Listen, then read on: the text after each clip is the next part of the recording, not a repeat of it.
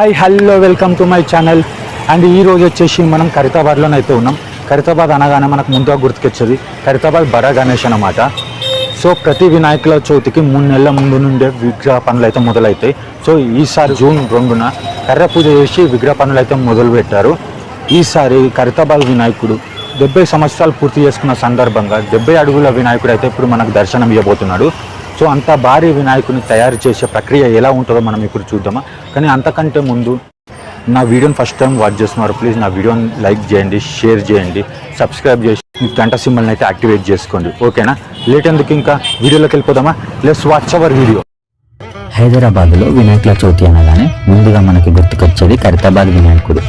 ఈ వినాయకుడిని మొట్టమొదటిసారిగా 1954లో సింగరి శంకరయ్య అనే వ్యక్తి ఇక్కడి ఆలయంలో 1 అడుగుతో విగ్రహాన్ని మొదలుపెట్టాడు. ఇప్పుడు మనం చూస్తున్న వినాయకుని విగ్రహం మొట్టమొదటిసారిగా ఆయన ప్రతిష్ఠించింది. 1 అడుగుతో మొదలైన ఖైరతాబాద్ వినాయకుడి విగ్రహం యొక్క ఎత్తును ప్రతి సంవత్సరం పెంచుతూ వస్తున్నారు. ఈసారి ఖైరతాబాద్ వినాయకుడు 70 సంవత్సరాలు పూర్తి చేసుకున్న సందర్భంగా 70 అడుగుల వినాయకుడు అయితే మనకు దర్శనం ఇవ్వబోతున్నాడు. వినాయకుడి యొక్క తల భాగంలో కుడివైపు బ్రహ్మ, విష్ణు, మహాశివుడు, ఎడమవైపు సరస్వతీదేవి, లక్ష్మీదేవి, ఇంకా పార్వతీదేవులు, కింది భాగంలో రాహుకేతువులు, బాలరాముడు, శ్రీనివాస కళ్యాణం, శివపార్వతుల కళ్యాణం.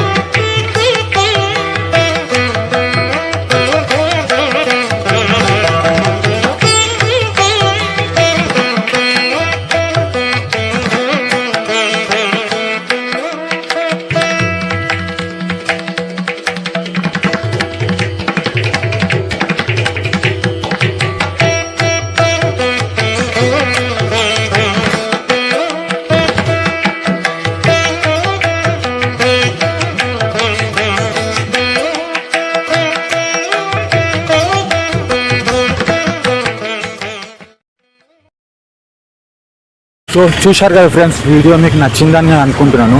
సో వినాయకుల చవితికి ఇంకా 1 మంత్ టైం ఉంది కాబట్టి విగ్రహ పనులు అయితే చాలా త్వరగా చేసేస్తున్నారు. సో వీడియో నచ్చితే ప్లీజ్ లైక్ చేయండి, సబ్స్క్రైబ్ చేసి పక్కన ఉన్న గంట సింబల్ని అయితే యాక్టివేట్ చేసుకోండి. నెక్స్ట్ వీడియోలో మళ్ళీ కలుద్దాం. అంతవరకు బాయ్ బాయ్.